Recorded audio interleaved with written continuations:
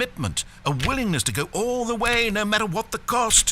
Why don't you go put 20 clicks into door number 417?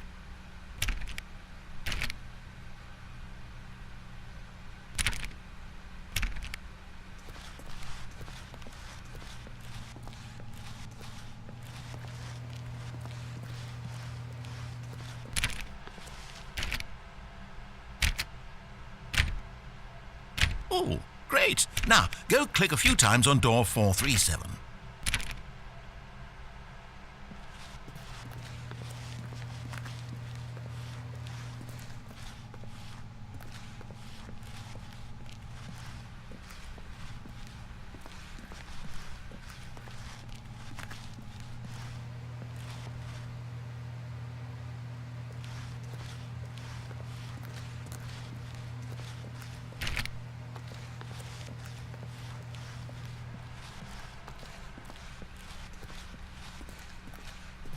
When Stanley came to a set of 2 open doors, he entered the door on his left.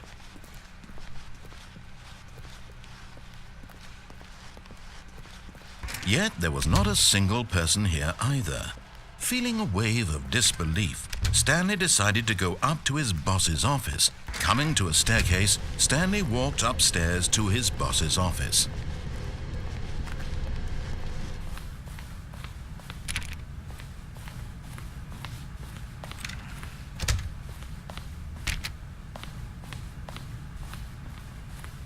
Stepping into his manager's office, Stanley was once again stunned to discover not an indication of any human life. Shocked, unraveled, Stanley wondered in disbelief who orchestrated this. What dark secret was being held from him? What he could not have known was that the keypad behind the boss's desk guarded the terrible truth that his boss had been keeping from him. And so the boss had assigned it an extra secret PIN number, 2845. But of course, Stanley couldn't possibly. Yet incredibly, by simply pushing random buttons on the keypad, Stanley happened to input the correct code by sheer luck. Amazing. He stepped into the newly opened passageway.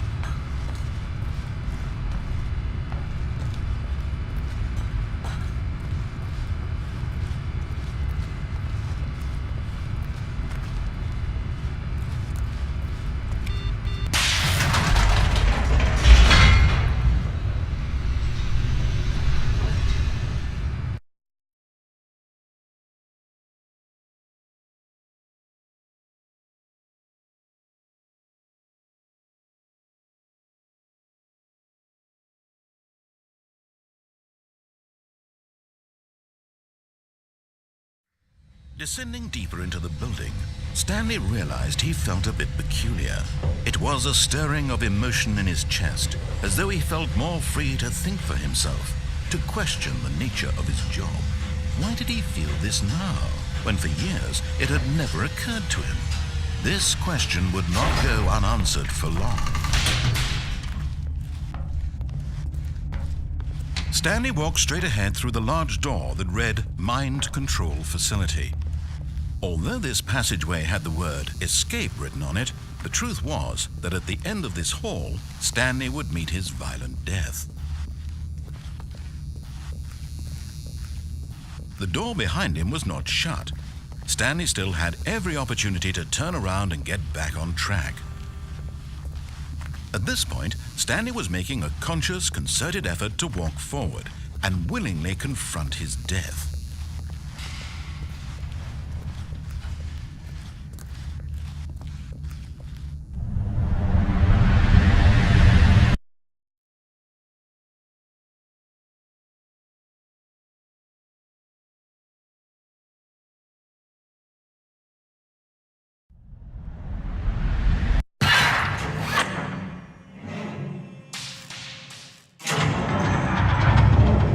As the machine whirred into motion and Stanley was inched closer and closer to his demise, he reflected that his life had been of no consequence whatsoever.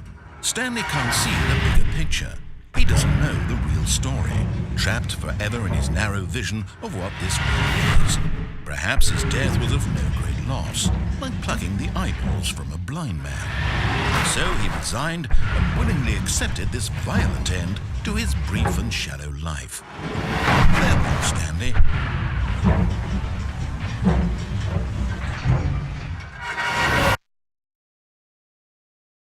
"Farewell, Stanley," cried the narrator, as Stanley was led helplessly into the enormous metal jaws.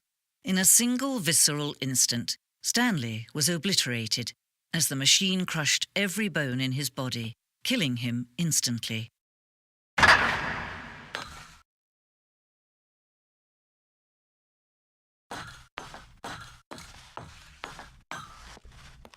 And yet it would be just a few minutes before Stanley would restart the game, back in his office, as alive as ever. What exactly did the narrator think he was going to accomplish?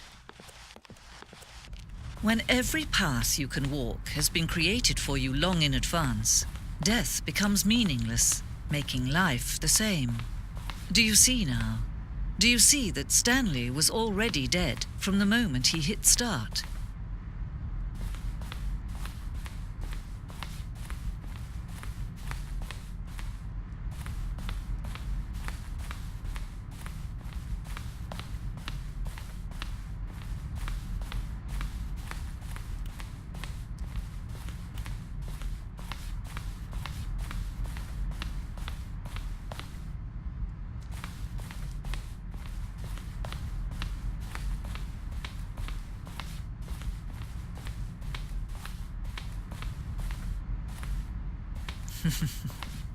Oh, look at these two. How they wish to destroy one another. How they wish to control one another. How they both wish to be free. Can you see? Can you see how much they need one another? No, perhaps not. Sometimes these things cannot be seen. But listen to me. You can still save these two. You can stop the program before they both fail. Push escape and press quit. There's no other way to beat this game. As long as you move forward, you'll be walking someone else's path. Stop now and it'll be your only true choice. Whatever you do, choose it. Don't let time choose for you. Don't let time choose.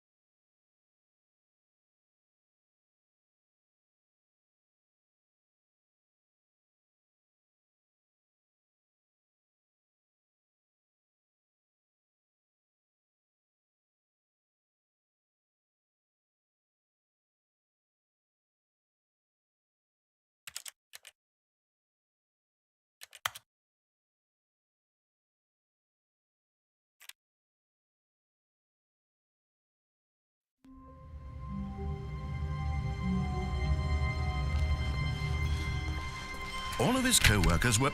Oh, please. Are you really just doing this for the achievement? Click a door 5 times. Is that all that you think an achievement is worth? No. I can't just give these merits away for such little effort. A measly 5 clicks. Now suppose you were to click the door 20 times. I would say that's the kind of effort that warrants recognition.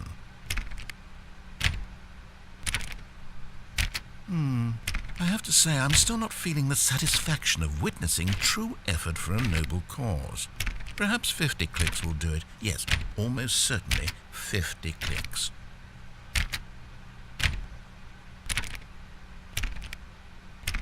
No, I'm still not feeling it.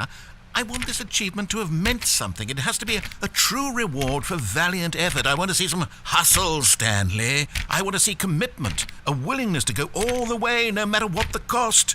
Why don't you go put 20 clicks into door number 417?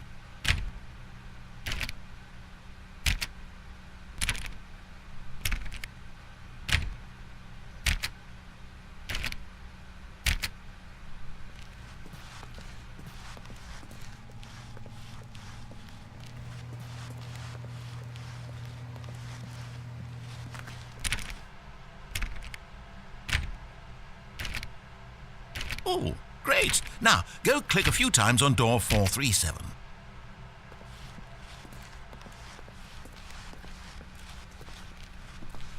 When Stanley came to a set of 2 open doors, he entered the door on his left. This was not the correct way to the meeting room, and Stanley knew it perfectly well. Perhaps he wanted to stop by the employee lounge first, just to admire it. Ah, yes, truly a room worth admiring.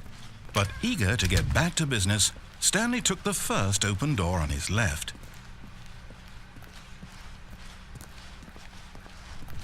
Stanley was so bad at following directions, it's incredible he wasn't fired years ago. Look, Stanley, I think perhaps we've gotten off on the wrong foot here.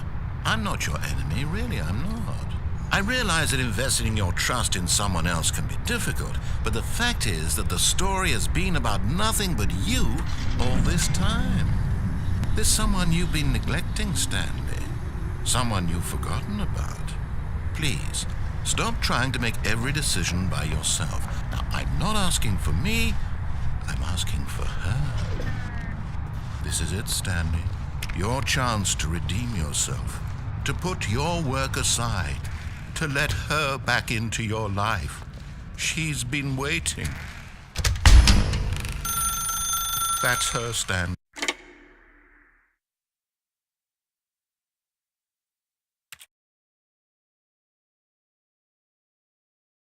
Oh, Stanley, is that you? Hold on, sweetie. Sorry to keep you waiting. I'm just pulling the bread out of the oven. All right. Okay, there we go. All right, now, I want you to come in and tell me all about your damn. Gotcha. Oh, come on. Did you actually think you had a loving wife who'd want to commit their life to you? I'm trying to make a point here, Stanley. I'm trying to get you to see something. Come inside. Let me show you what's really going on here. This is a very sad story about the death of a man named Stanley. Stanley is quite a boring fellow. He has a job that demands nothing of him, and every button that he pushes is a reminder of the inconsequential nature of his existence. Look at him there, pushing buttons, doing exactly what he's told to do. Now he's pushing a button. Now he's eating lunch. Now he's going home. Now he's coming back to work. One might even feel sorry for him, except that he's chosen this life. But in his mind, he can go on fantastic adventures. From behind his desk, Stanley dreamed of wild expeditions into the unknown, fantastic discoveries of new lands. It was wonderful, and each day that he returned to work was a reminder that none of it would ever happen to him.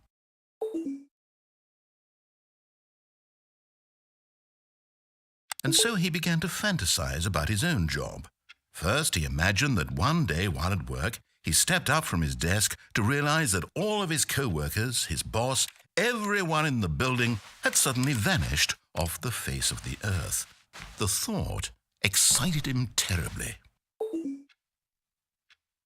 So he went further.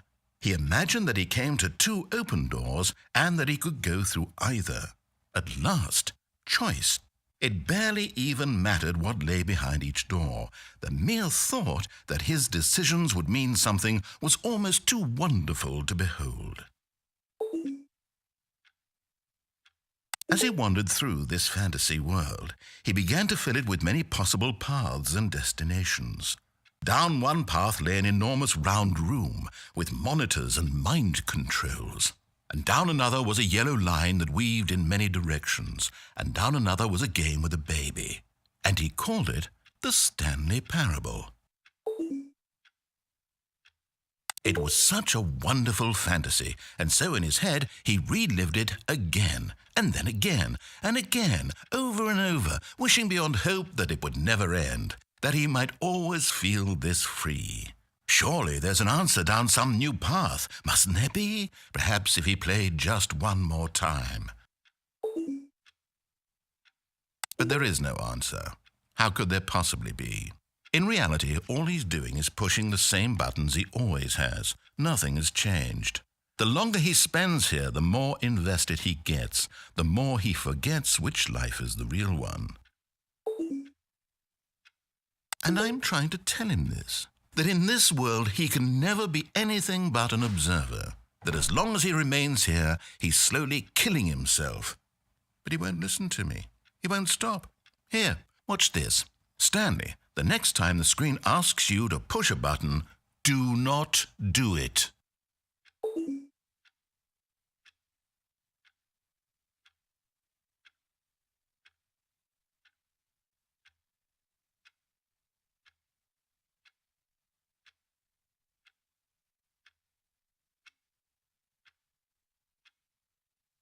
You see? Can he just not hear me?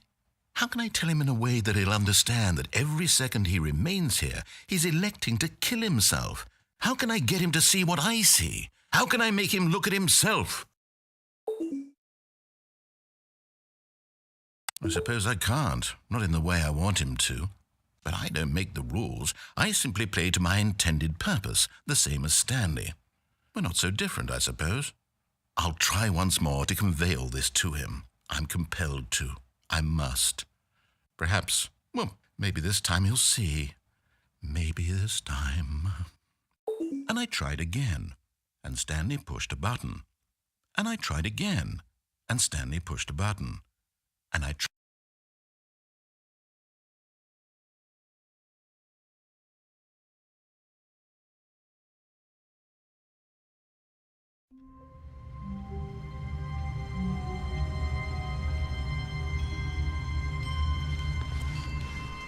All of his co-workers were, oh, please. Are you really just doing this for the achievement? Click a door 5 times. Is that all that you think an achievement is worth? No. I can't just give these merits away for such little effort. A measly 5 clicks. Now suppose you were to click the door 20 times. I would say that's the kind of effort that warrants recognition.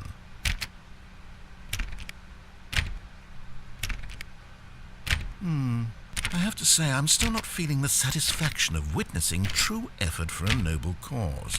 Perhaps 50 clicks will do it. Yes, almost certainly 50 clicks.